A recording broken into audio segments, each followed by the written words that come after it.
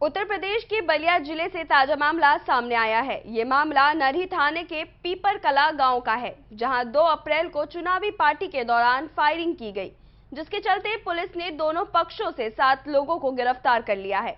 बताया जा रहा है कि एक पक्ष से केवल परिवार में महिलाएं बची हुई हैं, जिनका आरोप है कि पुलिस लगातार घर में बची हुई महिलाओं को देर रात टॉर्चर कर रही है और गाली गलौज के साथ उन्हें घर से बाहर निकालने की धमकी भी दे रही है, जिसका वीडियो भी वायरल हुआ है। वहीं उनका ये भी आरोप है कि विरोधी निर्विरोध चुनाव जीतना चाहती हैं, इसके लिए उन्होंने ये हरकत की है और घटनाकार खरीद के दरवाजे पर पुलिस प्रोटेक्शन कर दिया गया है। पुलिस या उत्पीड़न से परेशान होकर महिलाओं ने एसपी दफ्तर में जाकर न्याय की गुहार लगाई है। रीता सिंह, ग्राम पोस्ट पिपरा कला, थाना नरही, चुनावी रंजिश के झगड़े में बुरी तरह से घायल हो गए हैं। मेरे घर में कोई पुलिस नहीं है। मेरे घर के सारे पुरुष के ऊपर गलत इल्ज़ाम लगाते हुए सभी लोगों ने और पुलिस में ये FIR किया, जिसमें गलत धारा 307 के तहत मेरा एक भाई जेल में है और जो भी हमारे पक्ष से थे करीब 7-8 लोग, सब लोग जेल में हैं। हम लोग महिला ही केवल घर पे हैं। ये 2 तारीख को शुक्रवार की रात में मेरे पिता द्वार पे बैठे थे।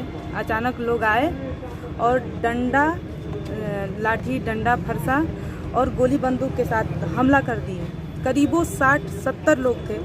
सब लोगों ने ऐसा किया और मेरा भाई घर पे नहीं था, मेरे दोनों भाई घर पे नहीं थे। आकाश सिंह जो समाज सेवी हैं, वो गए थे अपने काम के सिलसिले में कहीं बाहर, तो अब तक ये मेरे पापा को अकेले देख के इन लोगों ने हमला कर दिया। जबकि वो बगल के घर में पार्टी चल रही थी। इन लोगों को पता चल गया कि मेरे घर में कोई नहीं है। वो लोग आए और मेरे पिताजी को मारकर चोटिल कर दिए।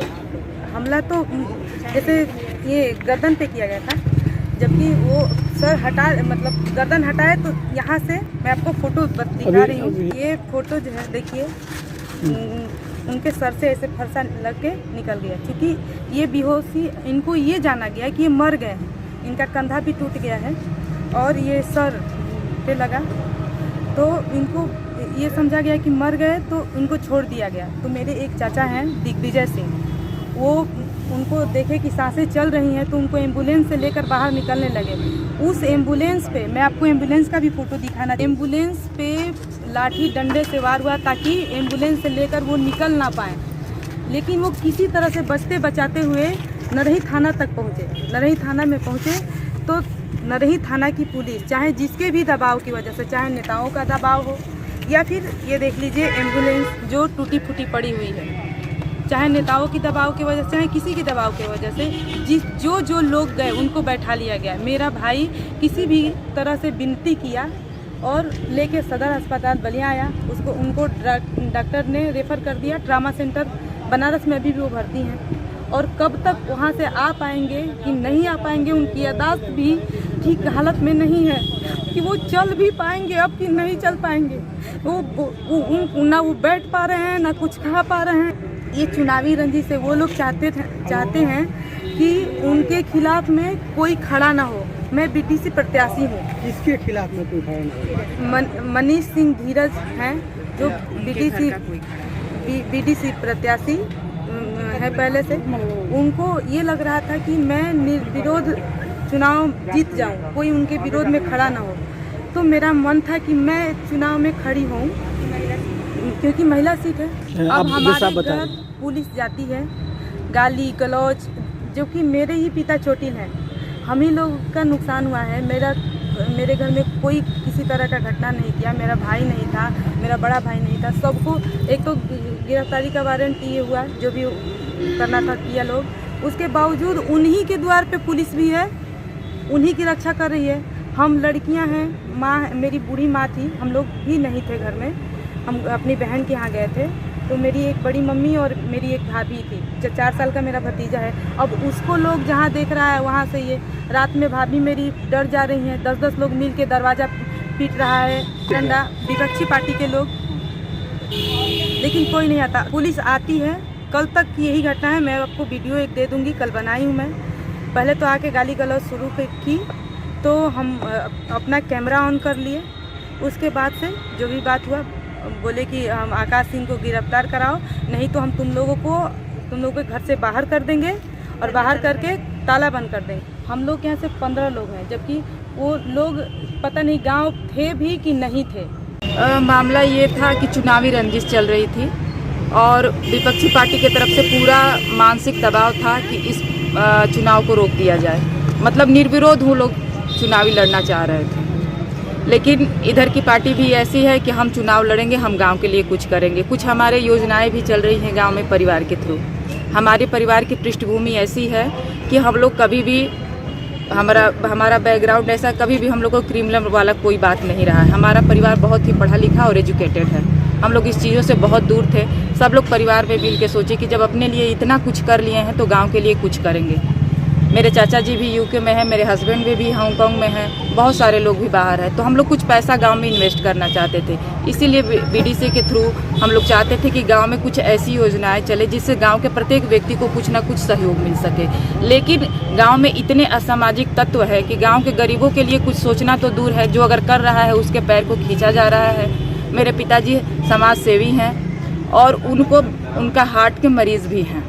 आज तक उन्होंने एक चींटी तक नहीं मारी और उनको मार के लहूलुहान कर दिया गया। पहले तो फायरिंग किया गया, फायरिंग के बाद वो बाहर निकले, इतनी फायरिंग उनके तरफ से हुई और उसके बाद उसमें लाठी डंडों फरसे से, और चूँकि फ़ोटो तो आप देख ही चुके हैं। ये हालत है कि पुलिस जा रही है हमारे दरवाजे पे, उनके दरवाजे पे पुलिस प्रोटेक्ट कर रही है। शाम को महिलाएं डर के घर में अंदर आ जाती है। बाहर चूँकि गाय भैंस रखा गया है, कोई खिलाने वाला नहीं है, महिलाएं ही खिला रही हैं। रात को हम लोग अंदर सो जाते हैं तो महिलाएं गाय को भैंस को मारा जा रहा है।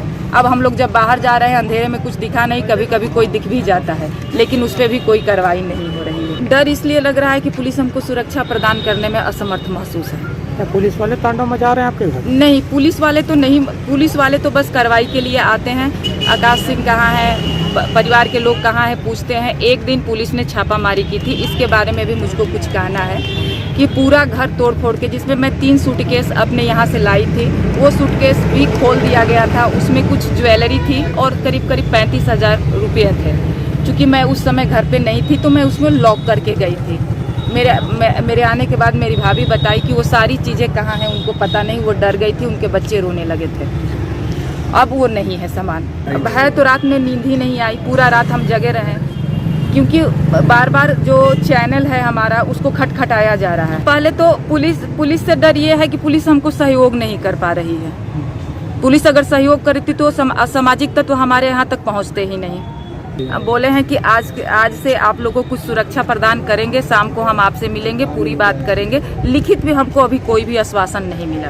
हम महिला प्रोटेक्शन चाहते हैं, हमको महिला कांस्टेबल चाहिए, कम से कम चुनाव भर। कल रात थाना नरही के पीपरा कला गांव में पुलिस को फायरिंग की सूचना प्राप्त हुई 2 पक्षों के मध्य। इस पर पुलिस मौके पर पहुंची। मेरे द्वारा भी मौका मुआयना किया गया। दोनों ही पक्षों से तहरीर लेकर मुकदमा दर्ज किया गया है। इसमें पुलिस ने दोनों पक्षों के 7 लोगों को हिरासत में लिया है। उन्हें गिरफ्तार कर जेल भेजा जा रहा है। किसी को भी गोली नहीं लगी है घटना में, परंतु घटना की गंभीरता को देखते हुए पुलिस इसमें तत्काल मुकदमा दर्ज कर गिरफ्तारी कर आगे कार्रवाई कर रही है। 100% प्लेसमेंट के साथ हम देंगे आपको मौका। Live 24 media institute, admission open. Registration के लिए कॉल करें 9560464170।